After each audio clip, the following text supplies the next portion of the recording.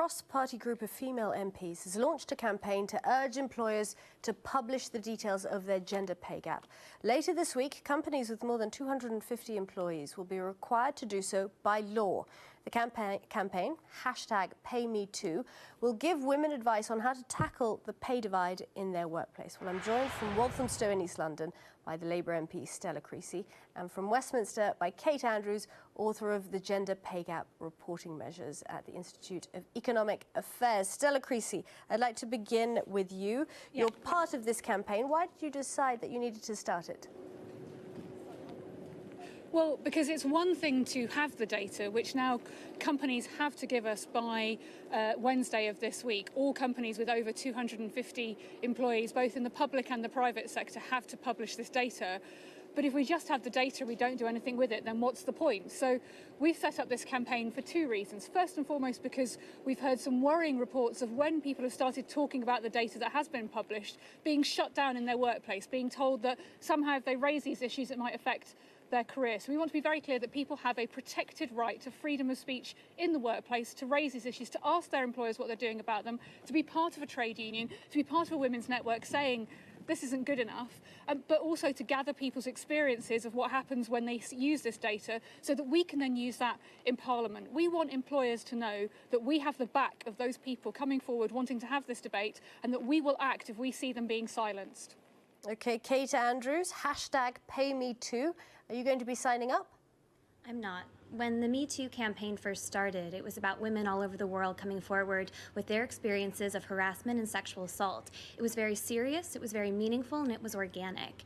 #PayMeToo has taken the Me Too campaign and it's brought it into an area that is so deeply misleading. I've been on the website, there's very limited information, but what it does essentially is it masquerades as an equal pay website. Equal pay is mandatory in the UK. By law, men and women doing the same work have to be paid the same. But this campaign is trying to conflate equal pay with the gender pay gap.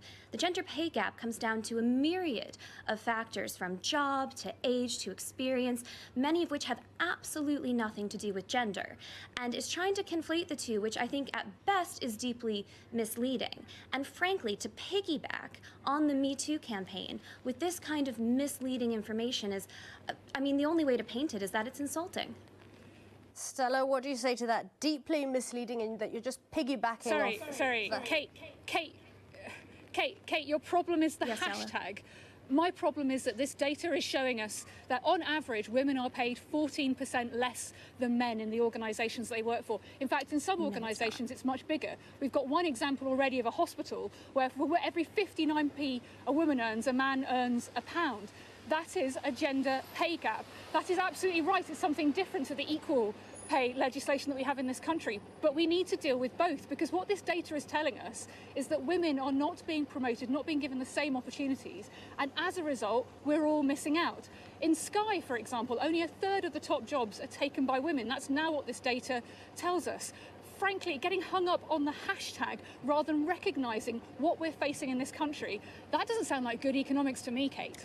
I'm not hung up on any hashtag. I'm hung up on the fact that these new pay gap measurements are incredibly misleading and frankly useless. Only one of the 6 measurements has any real merit. None of them break down jobs, age, background, experience, time taken off work. You have not proven any kind of gender pay gap. What you have done is push many, many misleading statistics into the public domain, and it is absolutely an attempt to box women in to this victimhood mentality that when you actually break down the data, if you look at the official data from the Office for National Statistics, does not exist. There is a reason that this new data does not line up with the official data, and that is because it is so badly calculated. If you are an economist, it doesn't matter which side of the debate you're on. This is just bad data. No, Kate, you've just misquoted the Office of National Statistics.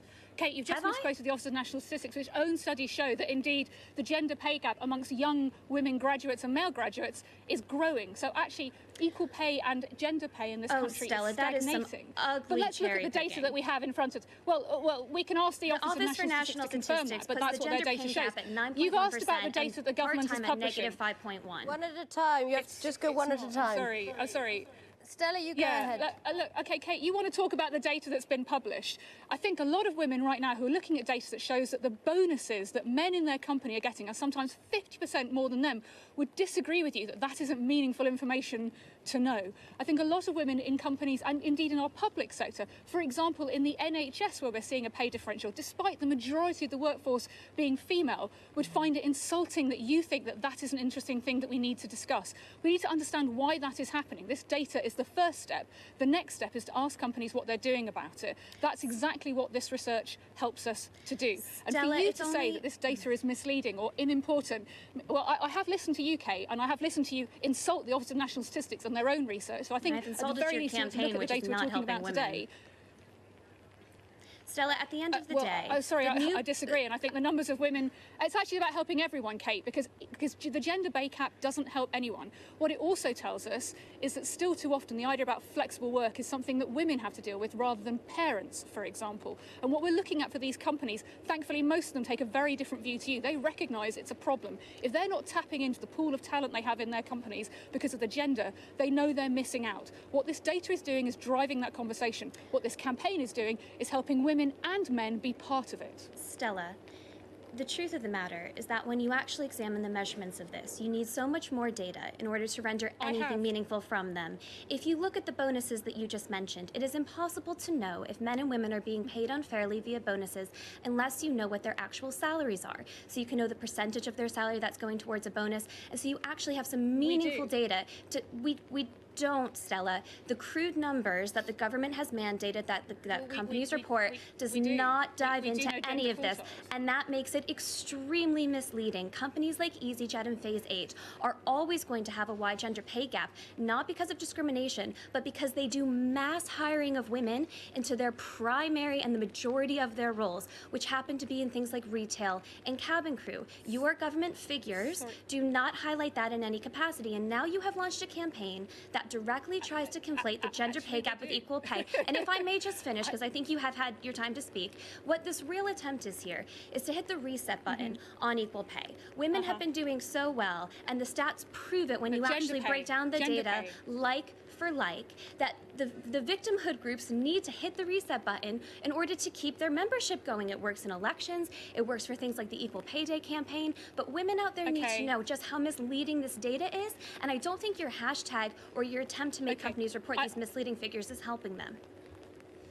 Okay.